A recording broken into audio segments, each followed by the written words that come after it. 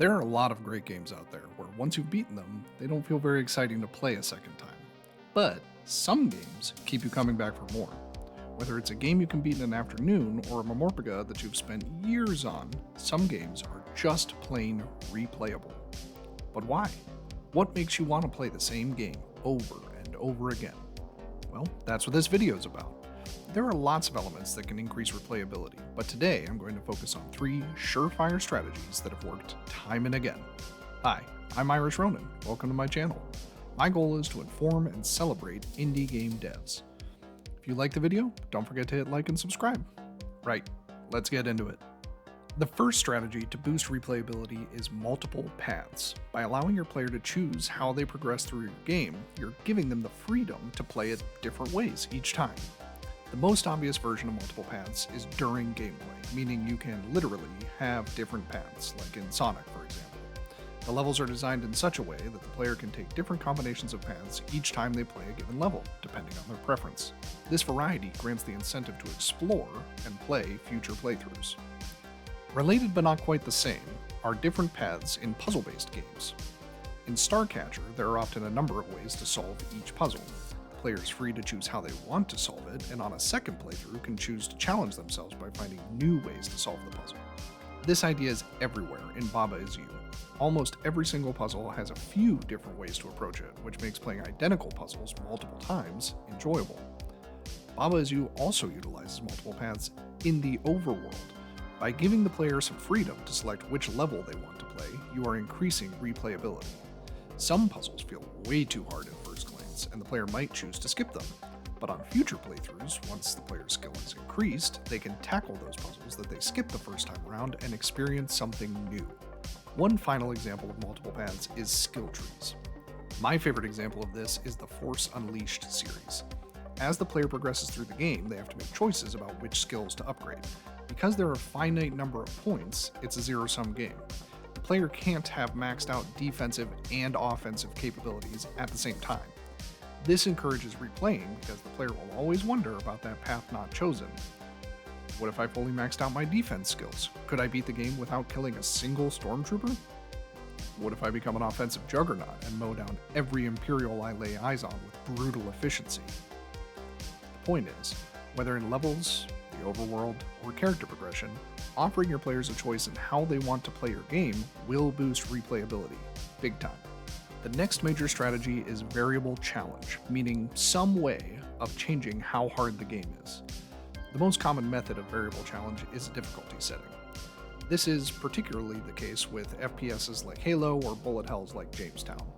To change how hard these types of games are, you can easily tweak spawn rates, weapon damage, HP, any of that stuff. Just by adjusting a few coefficients on the back end, you can create a set of difficulties ranging from boomer all the way to Korean teenager. The reason this helps replayability is that people don't have fun playing games that are not challenging or that are too challenging. This is an effective way to make sure you don't torture new players or bore experienced ones. Another good way to incorporate variable challenge is procedural generation. Whether your game is generating an entire universe like No Man's Sky or a single world like Minecraft, procedural generation allows you to offer your players the possibility of encountering new challenges every single time they play. This idea works even on the smallest scale. Take a look at Downer. This game generates the level at runtime. Even the game doesn't know what's coming next. So every single session, the player has a brand new experience. Sometimes it can be incredibly challenging, other times you fly through the course like a speedrunner. That unpredictability is fun for players because it makes the game more about skill than memorization. One final way to include variable challenge is with live competition. When you get right down to it, Rocket League is a pretty simple game. It's mostly just a car with boost and a ball, and physics does the rest. Yet, it's one of the most popular and replayable games in history. Why? Well, one big reason is live competition. The players have no idea who their opponent is going to be or what techniques they might be skilled with. So every single game is brand new and you never know what you're going to get. The player needs to try to implement their own plan while also figuring out how to stop some unknown plan of the opponent. Sometimes you get to trounce the other team, other times you get smoked, and still others it's an evenly matched back and forth that comes down to the last second. This unpredictability adds drama to the game and makes players want to come back for more. The third strategy to increase replayability is incentive. Now, multiple paths and variable challenge are both really just ways to get your players an incentive to play again, but there's no need to be so subtle. Why not throw in some explicit incentives for your players to shoot for? One incentive system players love is achievements. Achievements are a great way of extending play sessions. If there's always another one just around the corner, the player will keep going for just a few more minutes, and then of course keep doing that until 3 a.m. But achievements can do even more than that. They can cause the same player to come back and play the entire game again. A perfect example of this is the indie smash hit Shovel Knight. Shovel Knight's achievement structure is brilliant because it is literally impossible to get them all without playing through the game multiple times. For example, Relic Roundtable requires the player to kill an enemy with every relic in the game, but True Shovelry requires the player to beat the entire game without even purchasing a relic. These achievements are mutually exclusive. If you want to get both, you must play the game twice. Closely related to achievements are unlockables. Some unlockables keep players coming back for more because they require grinding, like certain weapon skins in Call of Duty or basically everything in a Momorpega. However, some games use unlockables to enhance replayability more directly. In Celeste, the player character gets increasingly capable throughout the game with new abilities like the double dash, and once the player decides to go back to the start to round up all those strawberries and B-sides, remember what I said about achievements?